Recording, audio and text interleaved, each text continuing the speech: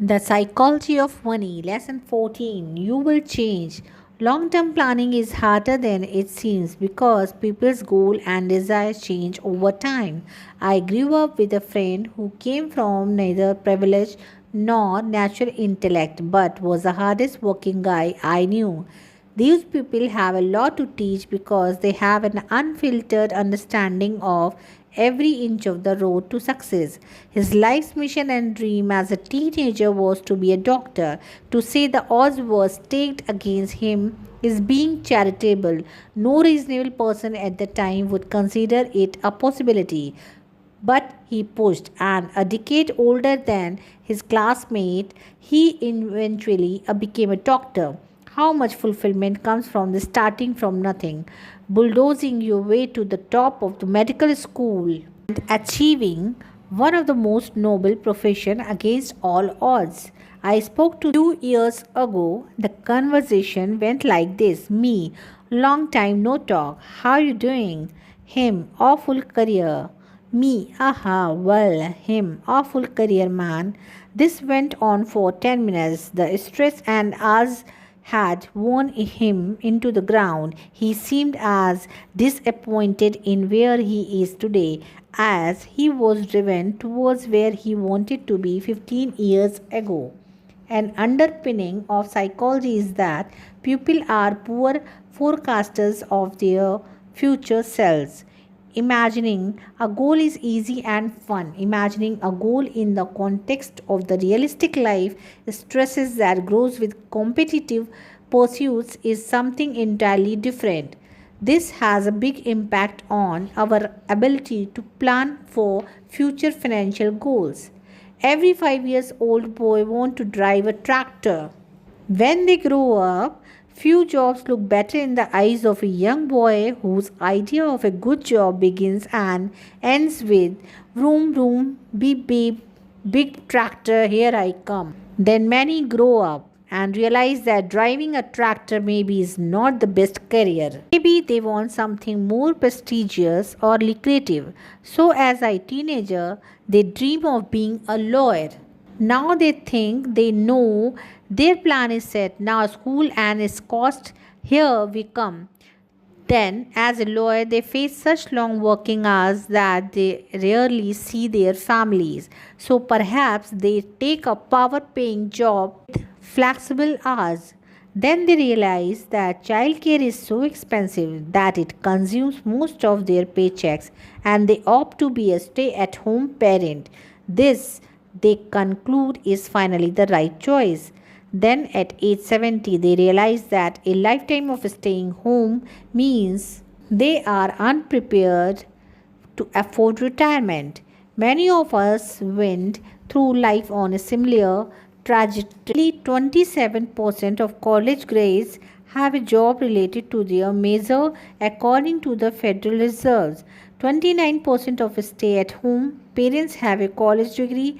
Few likely regret their education, of course, but we should acknowledge that a new parent in their 30s may think about life goals in a way their 18 years old self making career goals would never imagine.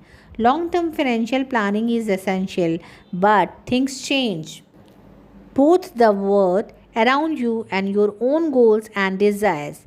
It is one thing to say we don't know what the future holds. It is another to admit that you yourself don't know today what you will even want in the future. And the truth is, few of us do. It is hard to make enduring long term decisions when your view of what you will want in the future is likely to shift. The end of history illusion is that psychologists call the tendency for people to be keenly aware of how much they have changed in the past, but to underestimate how much their personalities, desires, and goals are likely to change in the future. Harvard psychologist Daniel Gilbert once said, at every stage of our lives, we make decisions that will profoundly influence the lives of the pupil we are going to become. And then, when we become those pupil, we are not always thrilled with the decision we made. So, young people pay good money to get tattoos removed that teenagers paid good money to get.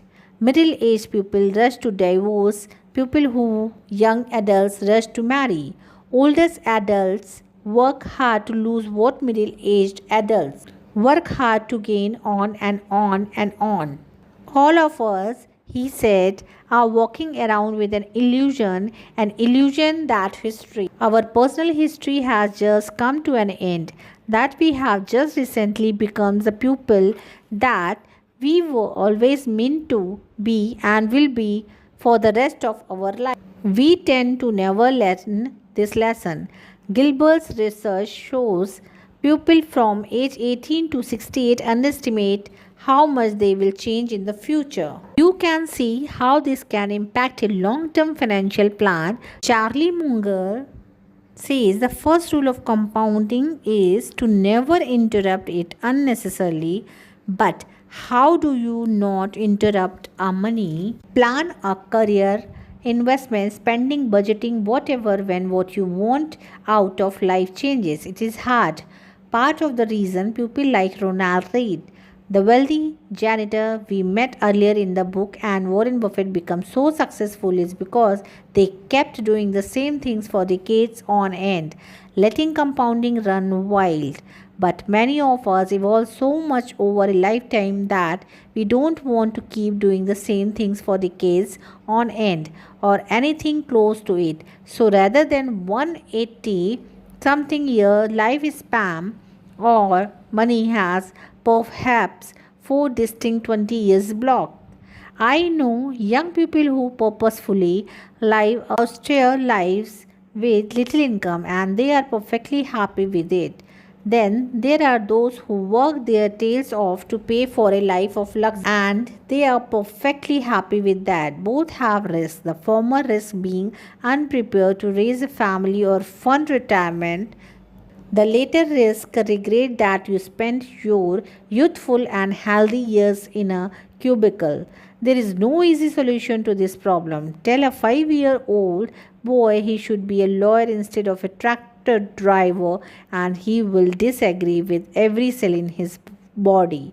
But there are two things to keep in mind when making what you think are long term decisions.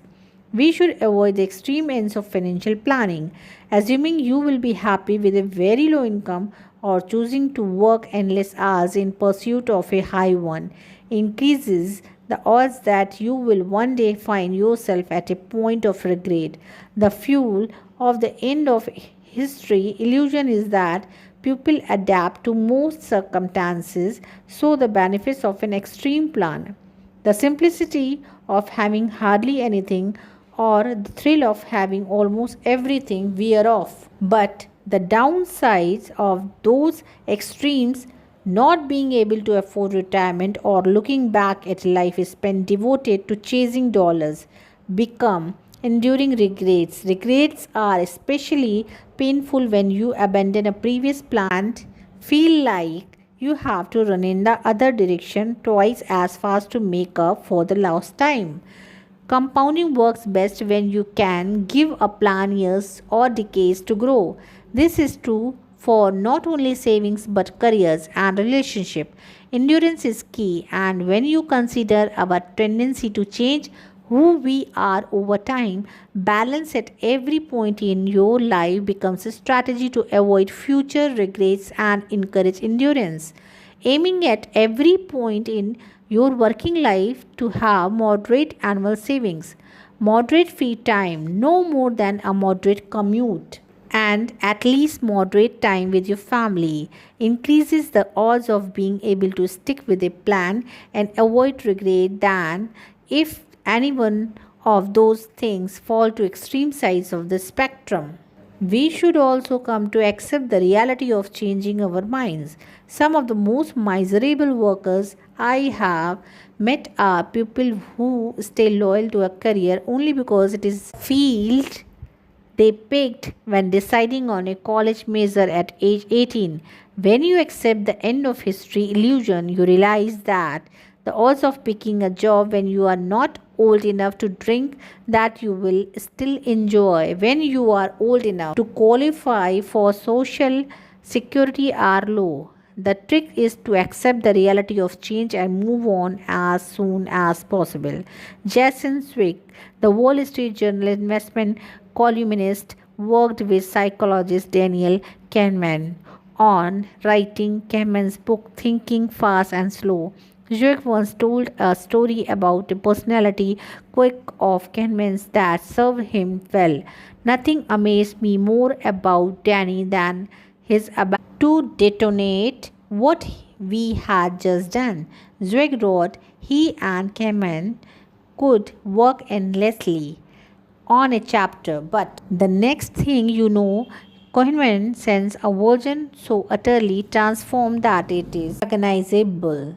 It begins differently, it ends differently, it incorporates anecdotes and evidence you never would have thought of it. It draws on research that you have never heard of. When I asked Danny how he could start again as if we had never written on earlier draft, Zwick continued, he said, the words I have never forgotten. I have no sunk cost. Sunk cost anchoring decision to past effort that can't be refunded are a devil in a world where people change over time. They make our future selves prisoners to our past. Differentials, it is the equivalent of a stranger making major life decisions for you. Embracing the idea that financial goals made when you were a different person should be abandoned without mercy versus put on the life support and dragged on can be a good strategy to minimize future regret. This quicker it is done, the sooner you can get back to compounding. Next, let's talk about compounding price of admission.